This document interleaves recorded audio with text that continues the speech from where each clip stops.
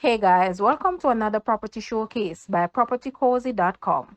We have here a beautifully laid out and spacious two-story property located in the middle to upper income residential neighborhood of Ridgeview Crescent, Santa Cruz.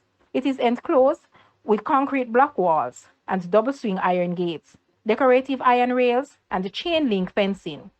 The ground floor consists of an entry foyer, living room, TV area, one bedroom, one bathroom, large back porch, double garage with automatic doors, helper's quarters, laundry room, generator room, and powder room. The upper floor consists of large balcony, front porch, sitting area, two bedrooms, one bathroom, and a master bedroom ensuite with jacuzzi and walk-in closet. The flooring consists of oak wood and ceramic tiles. Additional features consist of security camera system, solar water heater, an electric water pump, and an underground water tank.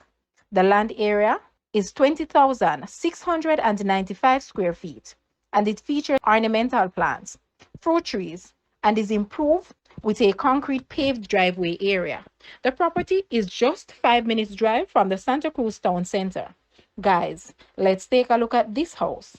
And please watch the entire video for more details at the end.